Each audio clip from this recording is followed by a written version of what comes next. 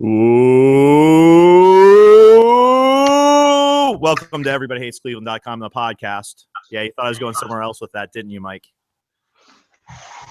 No, that's exactly where it's going. All I know is this is our third podcast in 2 weeks, which means this is consistent now. Today we are going to talk about, oh, by the way, I'm Jim Pete from everybodyhatescleveland.com, joined at the hip with young Michael Hattery, sitting in Cleveland right now, actually laying in Cleveland right now. Do with that as you will.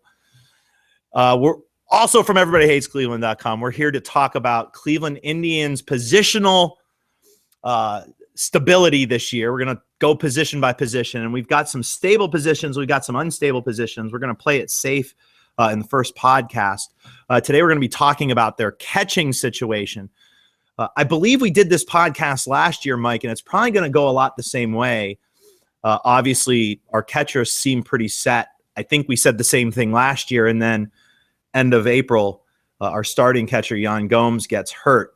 We'll talk a little bit about that, but we're going to talk about Yan Gomes, and we're going to talk about Roberto Perez, because past those two, there's not really a whole lot left to talk about, unless you want to talk about the two lunch buckets in Columbus. This is no offense to said lunch buckets in case I run into them. Let's go ahead and start things off, Mike. How important is Yan Gomes to the Cleveland Indians offense and defense, and how big a role does he play with our top-notch starting rotation?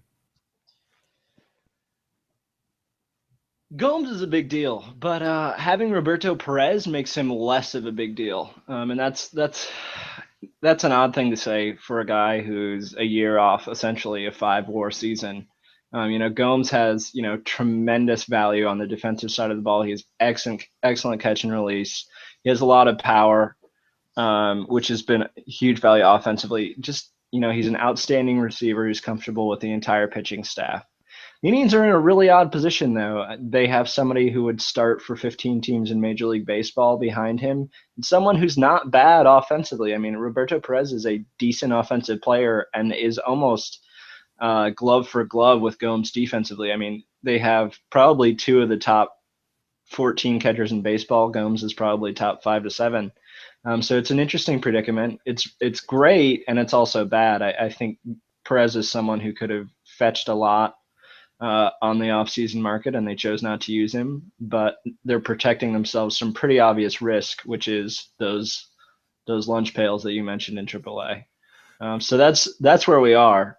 I would like to say that we're moving away from being the Lonnie Chisenhall of podcasts, the streakiest of podcasts, to more stable production. But I'm pretty excited about catcher. I think Gomes could easily be an all-star this year. It's a position where you can just move on. We've got talent there. We've got a stud, and the backup is a league average starter. Well, okay, so let's look at Gomes.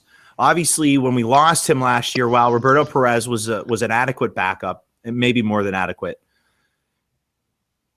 the team clearly took a hit. Brantley was also injured and then eventually missed time as well. How important was it that the Indians lost him last year? Perez, obviously a capable backup, but it was clear to me that losing Gomes and then not getting a productive Gomes back. Adam Burke, a writer here at Everybody Hates Cleveland, wrote a really nice piece talking about a substantial loss in power for Gomes in particular, as well as a few other guys on the team. Obviously, his knee injury played a big part in his lack of power last year offensively, and this is kind of stepping away from the defense. And we lost a power bat in the middle of our lineup at the same time as losing Brantley. And Gomes never really came back. We saw glimpses here and there, and maybe as the year progressed, we saw some glimpses. How big would it be for the Indians in 2016 if Gomes continues to progress from 2 years ago as opposed to regress as he did last year? It's a huge deal. And, I think you struck at it. I mean, the Indians really were better with Perez at catcher last year than they were with Gomes. And that's how significant the injury was. And, I think maybe you can point to some offensive regression. Maybe he wasn't as good as 2014, and maybe he just never was going to repeat 2014 because 5 WAR seasons are super rare, especially for catchers. He was very special, but I think Gomes back offensively is a huge deal, and I think there's reason to believe it. He wasn't his normal self in the second half, but he was significantly better in the second half as he got more comfortable. Like you said, I think Adam wrote a phenomenal article about the sort of recovery time it takes to be comfortable. And this is a guy who was playing, even either not confident in his body or largely uncomfortable and really battling at a position that is incredibly demanding, at the most demanding position in baseball. Gomes was playing at less than 100%, which has to affect him offensively. I think the power undoubtedly returns. I don't know if we see 2014 again, but I think it's very, very easy to see another 20 home run season, another 110 to 115 weighted RC plus, weighted runs created, above average offense and above average defense from catcher. And I think that's very, very likely. So I think defensively, the way the rotation stayed steadfast last year, I think says a lot to Roberto Perez. So I take it you see Perez at the very least plateauing. I mean, this is the Perez that we're going to get if he's our backup or our starter. This is our Perez going forward, correct? Or do you think that was an aberration?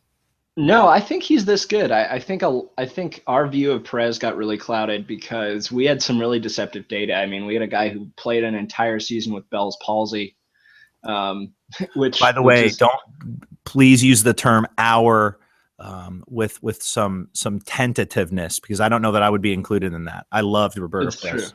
It's true. Jim has long professed the love for Roberto Perez. I don't want to be unfair to Jim, but I think people who take a very data-based approach, it was easy to kind of get lost in his offensive production, especially in AAA. Lack of it. I mean, let's be fair. I mean, he was never an offensive guy when you looked at the general overall production. I think what I saw that people didn't get to see, because I saw them every day in Carolina, is I saw a guy who had these games that didn't fit with the rest. And of course, it turns out there was a reason for that. But there were these games where he would go off and the scouts would be scratching their heads wondering what's going on. And then defensively, he was a stalwart. So to be fair, I think the Roberto Perez knocks out there are from people who don't get to see him every day. Who gets to see minor leaguers every day, though? Yeah, and I think he posted. I think the one thing is he might have posted sort of a little higher power production in a limited sample than we'd expect from him to continue. I think that could regress, but awesome plate discipline is really valuable, especially for guys who don't play every day. Awesome plate discipline translates really well, and it allows you to be productive. And I also think they're going to find him more at bats. I think they're going to find him some DH at bats against left-handed pitching, especially since the Indians have been not incredible against left-handed pitching. So I think they'll use him there. They're a tremendous pairing. And I think he levels off here. I think, he handles the pitching staff exquisitely. I think there are one or two guys who might be more comfortable with him than they are with Gomes, which says a ton about Perez. It doesn't say anything bad about Gomes. It tells you how outstanding Perez is and how deserving he is of his big league job. So I don't know. I couldn't be any more confident in the catching position. And there's tons of, if they both get injured, you're screwed. But I don't think there's a team in baseball that doesn't lose their top two catchers and isn't screwed.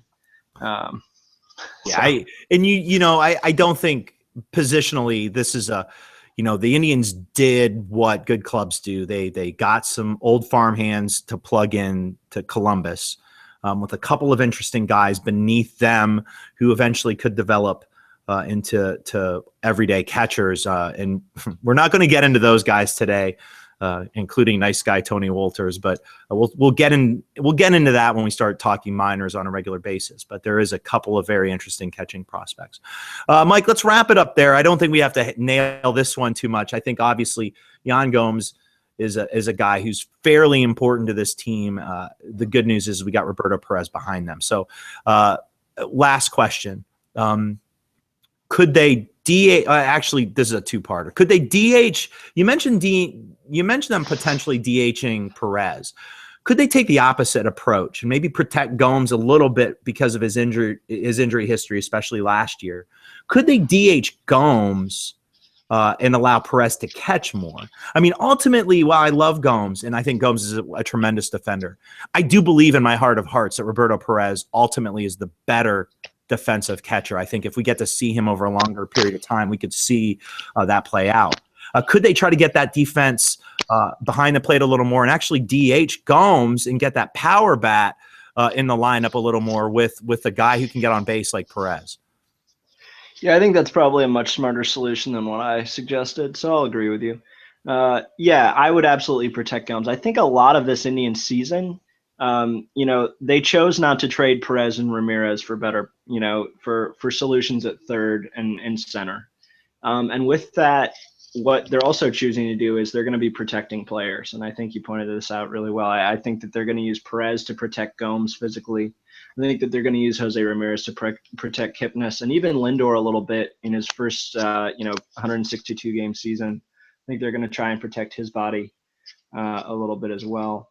So I think, you're absolutely right. It's probably going to look more like Perez catching and Gomes DHing when they're trying to get favorable matchups against left-handed pitching. And that's a really good lineup. So absolutely. Well, Mike, that's about it for catchers. Obviously, we are pretty solid there. If we have to worry about the catcher position in 2016, then something tells me we have a whole hell of a lot more to worry about than catcher. So next position up, Mike, we will be talking about first base sometime later this week.